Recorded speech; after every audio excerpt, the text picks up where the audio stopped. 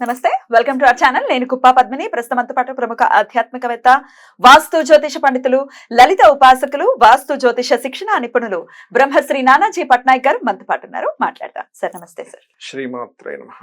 Sir, పూజలో first స్థానాన్ని సంపాదించుకుంది దీపం. ఖచ్చితంగా కృతజ్ఞతని ఆవిష్కరించడంలో మొదటి స్థానం దీపం దవ్వటం నిజంగా చాలా చాలా అద్భుతమైనటువంటి విశేషం. అయితే ఈ దీపం పెట్టడము ఇప్పుడున్న ఈ సైన్స్ టెంపర్మెంట్ చాలా పెరిగిన తర్వాత కొంతమంది అనే మాట ఏంటంటే, సంధ్య వేళలో దీపం పెడుతున్నారు, ఇదివరకు రోజుల్లో కరెంట్ ఉండేది కాదు, అందుకని దీపం పెట్టేవాళ్ళు, ఇప్పుడు పెట్టాల్సిన అవసరం లేదనంటే నేను ఆశ్చర్యపోయా ఆ కమెంట్ చదివినప్పుడు. Is it so? అసలు కృతజ్ఞతను ఆవిష్కరించి లోపల ఉన్న దీపాన్ని బయట చూడటం, ఆకాశంలో ఉన్న దీపాన్ని జ్యోతి రూపంలో చూడటం, ఇది కదా దాని వెనకాల ఉన్న ఆంతర్యం. వాట్సాప్ యూనివర్సిటీల్లో చదివేసుకుంటే ఇలాంటి ఆధ్యాత్మిక పరంగా రకరకాల, అంటే అప్పుడు అలా చీకటిగా ఉండేది కాబట్టి దీపం పెట్టేవారు, ఇట్లా ఏవో రకరకాలు అనుకుంటూ ఉంటారు. బట్ దీపం విషయంలో డెఫినెట్ గా ప్రతినిత్యం దీపారాధన చేయటం అనేది మనకి మన ధర్మం చెప్తుంది, ప్రతినిత్యం చేయాలి. అయితే ఈ దీపం పెట్టే విషయంలో సహజంగా డౌట్స్ రావటం అనేది జరుగుతూ ఉంటాయి. దానికి కొంతమంది కోప్పడుతూ ఉంటారు, అది ఎందుకు అడుగుతున్నారు, ఇది ఎందుకు అడుగుతున్నారు. కానీ కాదు, అవుట్ ఆఫ్ ఇన్నోసెన్స్ అడుగుతారు.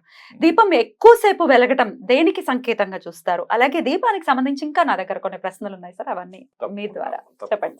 ఫస్ట్ ఆఫ్ ఆల్ ఏంటంటే, దీపం గురించి మీరు అడిగారు కాబట్టి చెప్తాను. శివపురాణం కనుక చదివినట్లయితే, ఒక దీపం వెలిగించడం ద్వారా, జస్ట్ వెలిగించడం ద్వారా కొన్ని వందల దోషాలు మీకు పోతాయి అని చెప్తుంది శాస్త్రం. Point number 1. రెండవది ఏంటంటే, మనం దీపం వెలిగించడం ద్వారా కలిగే ముఖ్యమైన ఫలితం ఏంటి, వాస్తు ఏం చెప్తుంది అంటే, ఈశాన్యే దేవతాగృహం అన్నారు. దేవతాగృహంలో మనం దీపాన్ని వెలిగిస్తాం. మన ఆలోచనలు తప్పు వైపు వెళ్లకుండా దీపం మనకి అందిస్తుందట ఫలితాలని. ఇక మీరు ఇందాక అన్నారు ఎక్కువసేపు దీపం వెలగడం ఏంటి అని. చాలా మందికి ఇది అంటే చాలా తక్కువ సందర్భాల్లో జరుగుతుంది, ఎక్కువ సందర్భాల్లో జరుగుతుంది అన్న. ఎందుకంటే రోజు అదే కుంది, అంతే నూనె లేదా నెయ్యి, అదే ఒత్తి, మరి అదే కుంది, అంతే నెయ్యి లేదా నూనె, అదే ఒత్తి, మరి రోజు వెలగడం కంటే ఎక్కువసేపు ఎందుకు వెలిగింది ఒక్కోసారి, తక్కువసేపు ఎందుకు వెలిగింది ఒక్కోసారి. తక్కువసేపు కూడా వెలుగుతుంది, ఎక్కువసేపు వెలగడమే కాకుండా. అయితే తక్కువసేపు దేనికి కూడా లింక్ ఉంటుంది. నేను జ్యోతిష్ శాస్త్రంలో ఇప్పుడు ఎవరికైనా, ఇప్పుడు ఉదాహరణకి ఏదైనా ఒక ప్రశ్న అడుగుతున్నాం, ఏదైనా ఇంటికి వెళ్ళాం అనుకోండి, దీపం కనుక ఆరిపోయినట్టు కనిపిస్తే శాస్త్రంలో ఏం చెప్పారంటే, అక్కడ నువ్వు చెప్పేటువంటి ప్రశ్న, వాళ్ళు అడిగే ప్రశ్నకి సమాధానం రాదు, సరిగ్గా రాదు. దీపం ఉండాలి. మరి అలాంటి సందర్భంలో ఇంకా ప్రతినిత్యం దీపం ఉండాలనా దాని అంతరార్థం? ఉండాలని ఒకటి. రెండవది ఏమిటంటే, ఇప్పుడు మీకు ఇందాక అన్నాను ఏమని, అంతే దీపము, అదే ఒత్తి, అదే నూనె లేదా నెయ్యి, మరి ఎందుకు ఎక్కువసేపు వెలుగుతుంది అంటే, భగవంతుడు ఇచ్చేటువంటి సంకేతాల్లో అన్నిటికంటే పెద్ద సంకేతం దీపం ఎక్కువసేపు వెలగడం. అంటే జ్యోతి స్వరూపంలో భగవంతుడు ఉన్నాడు కదా, అంటే అక్కడ ఏమిటి, నీకు ఒక శుభము మంగళకరమైనటువంటి విషయం జరగనుంది. మంగళకరమైనటువంటి వాటిల్లో మొట్టమొదటి దాన్ని దీపానికి ఇస్తారు. మంగళుడు అంటారు చూసారా, మంగళుడు కుజుడు అగ్నికి కూడా కారకుడు, కుజగ్రహం అనేటువంటి. సో అందుకని ఏమిటి, ఎక్కువసేపు దీపం వెలిగింది మీకు ఆ రోజు అంటే, ఆ రోజు నుంచి మీకు కొన్ని మంగళకరమైనటువంటి విషయాలు జరగనున్నాయి, ఒక టర్నింగ్ పాయింట్ జరగనుంది అని అర్థం అనమాట. అక్కడ దీంట్లో లాజిక్స్ ని వెతకడాన్ని ఎలా అర్థం చేసుకోవచ్చు సార్? ఇప్పుడు ఇలాంటి లాజిక్కే ఒకసారి మన బ్రిటిష్ వాళ్ళు వెతికారు. వాయులింగం అనేటువంటిది ఉంది, మీకు తెలిసే ఉంటుంది. అక్కడ ఇదేమిటి, వాయులింగం వెలగడం ఏమిటి అని చెప్పి అన్ని మూసేశారు. వాయులింగం ఏదైతే ఉందో ఆ పరమేశ్వరుడి దగ్గర పెట్టింది మాత్రం ఆక్సిజన్ లేకపోయినా అలాగే వెలుగుతూ ఉంది. వాళ్ళందరూ కూడా నమస్కరించేశారు, నిజంగానే ఇక్కడ ఉన్నాడు అని. అంటే ఏమిటి, ఆ దీపం ఎలా అట, అసలు మొత్తం మూసేసినా కూడా కదులుతూనే ఉండేది. మరి లాజిక్స్ వెతికే బ్రిటిష్ వాళ్ళకి ఆ రోజే సమాధానం దొరకాలి, ఇప్పుడు కాదు ఎప్పటికీ దొరకదు. ఎందుకంటే భగవంతుడు లలితా సహస్రనామాల్లో ఒక నామం ఉంటుంది, దాని అర్థం చెప్తాను చూడండి.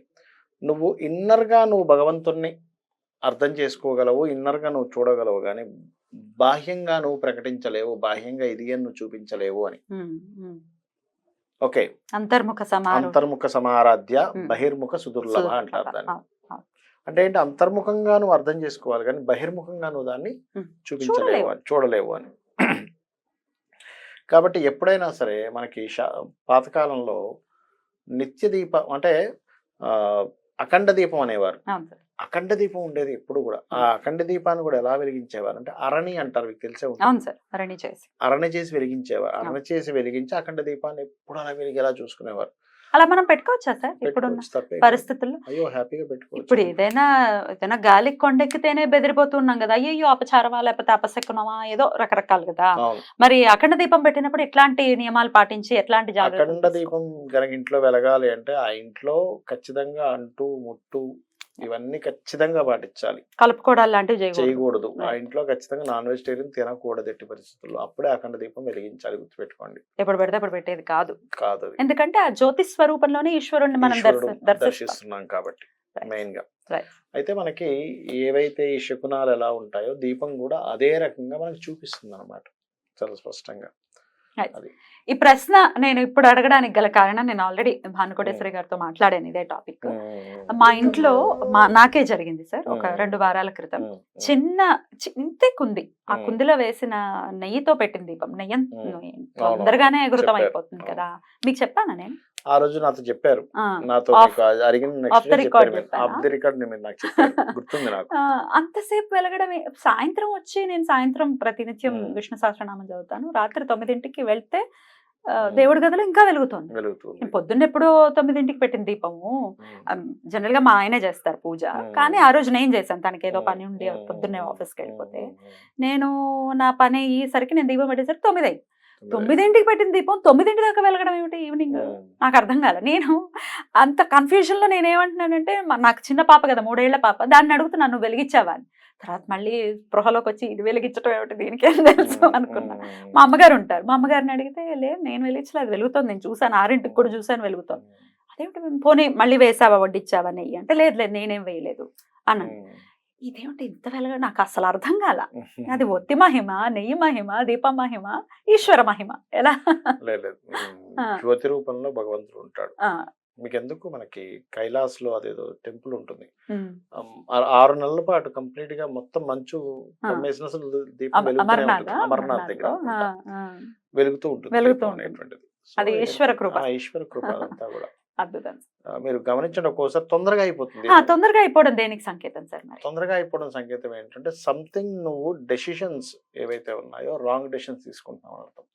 ఎలా మనం కన్సిడర్ చేయొచ్చు ఇది తొందరగా అయింది లేకపోతే ఇది తొందరగా రెగ్యులర్ గా మీకు ఒక టైమింగ్ ఉంటుంది కదా. మా దీపం కుందిలో ఖచ్చితంగా నిండుగానే వేస్తారు నూనె.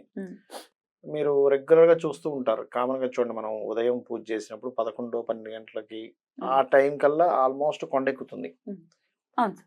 సర్వసాధారణంగా అయితే పొద్దున్నైతే మధ్యాహ్నం వరకు, రాత్రి వరకు ఉండదు సర్వసాధారణంగా. మీరు ఇందాక చెప్పారు, అదే ఆశ్చర్యకరమైన విషయం. ఎందుకంటే డబల్ కంటే ఎక్కువసేపు, అంటే దానిలో ఉండవలసిన నూనె ఇంకా డబల్ ఉండాలి, కానీ అంత లేదు, ఎందుకంటే అంతకంటే ఎక్కువ పట్టదు. ఇంతే సార్, ఒక స్పూనే పడుతుంది, ఒక స్పూనే పడుతుంది. అంటే దాని అర్థం ఏమిటి, ఈశ్వరానుగ్రహం ఉంటేనే అది అలా జరుగుతుంది, అక్కడ ఒక శుభ ఫలితం జరగనుంది అని అర్థం. ఒక్కొక్కసారి ఏమైపోతుంది అంటే ఒత్తి కింద దాకా వచ్చేసి మొత్తం కాలిపోయి ఆరిపోతుంది, తొందరగా ఆరిపోతుంది. దాన్ని ఎలా చూడొచ్చు సార్? మొత్తం ఒత్తి ఘృతం అవటం ఏంటి? అది కంప్లీట్ గా అంటే ఒత్తి మొత్తం కాలిపోయింది అనుకోండి, సంథింగ్ మీరు ఈ మధ్య కాలంలో తీసుకునేటువంటి నిర్ణయాలు ఏవైతే ఉన్నాయో కంప్లీట్ రాంగ్ డెసిషన్స్ తీసుకోబోతున్నారు అని అర్థం. అది శకునాలలో వాటిని దానిగా తీసుకుంటారు. Right sir. అయితే ఇప్పుడు మీరు ఒక్కొక్క టైం తెలుస్తుంది మనకి అంటున్నారు. నాకే నా ఎగ్జాంపుల్ చెప్తున్నాం, అలాగే ఉంటుంది చాలా మంది ఇళ్ళలో. నాకు ఒక 6-7 సెట్స్ ఆఫ్ కుందులు ఉన్నాయి సార్, ఒక్కొక్కటి ఒక్కొక్కలా ఉంటుంది.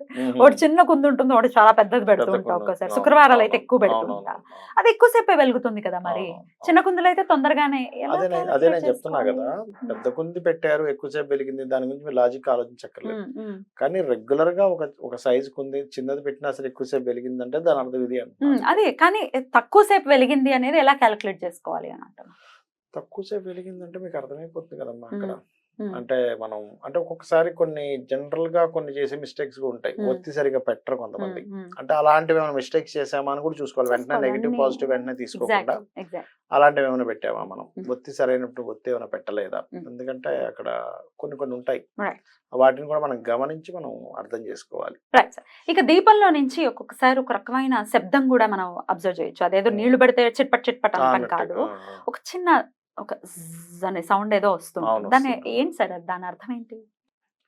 మీరు దీపంలోనే కాదు, కొన్ని వేళల్లో అంటే ప్రతిసారి రాదమ్మా అది. ప్రతిసారి రాదు, అంటే ఎప్పుడో ఒక్కసారి. కొన్నిసార్లు మీకు ఒత్తిలో గనక ఏదైనా చిన్నపాటి మీరు అన్నట్టుగా నీటికి సంబంధించింది ఏదో ఉన్నా కూడా వస్తుంది, పట్ అంటుంది అది, అది వేరు. పట్ అంటుంది, పట్ అంటుంది. మీరు సూర్య భగవానుడిలో కూడా ఒక శబ్దం ఓంకార శబ్దం వినిపిస్తుంది అంటూ ఉంటారు, అవును, మీరు గమనించండి. అవును. అంటే ఏమిటి, ఏదైనా ఒక జ్యోతి కానీ సూర్య భగవానుడు కావచ్చు, ఏదైనా ఒక జ్వాల ఎక్కడైనా వెలుగుతుంది అంటే ఆ శబ్దం ఏదైతే వస్తుందో ఆ శబ్దము మనము నార్మల్ శబ్దం అని తీసుకోవడానికి లేదు, అక్కడ భగవత్ స్వరూప సంబంధించినటువంటిది మనం అర్థం చేసుకోవాలి. రైట్, మనకి ఆ శబ్దం zzz అని రావటం అవన్నీ కూడా అది ఈశ్వర కృప అనే అనుకోవాలి. రైట్, దానికి భయపడుతూ ఉంటారు కొంతమంది. భయపడాల్సింది అంత పెద్ద శబ్దం ఏం రాదు కానీ భయపడుతుంటారు కొంతమంది తెలియక. మీరు అన్నట్టుగా కొంతమంది ఏంటంటే లాజిక్ అర్థం చేసుకోకుండానో లేకపోతే భగవత్ స్వరూపం అని చెప్పి అర్థం చేసుకోకుండా దాని నెగిటివ్ కోణంలోకి వెళ్ళిపోతారు. చాలా మంది ఎందుకు కొన్ని పాజిటివ్ ఫలితాలు జరుగుతుంటే కూడా నెగిటివ్ ఆలోచించే వాళ్ళు ఉంటారు. సార్ ఇంకొక ప్రశ్న సార్, దీపం పెట్టినప్పుడు ఒక్కొక్కసారి పువ్వొత్తి వేసినప్పుడు అది జారిపోయి వెంటనే పెట్టిన వెంటనే అది కొండెక్కటం లాంటిది ఏదో జరుగుతుంది, అవునవును. అప్పుడు కూడా భయపడుతూ ఉంటారు.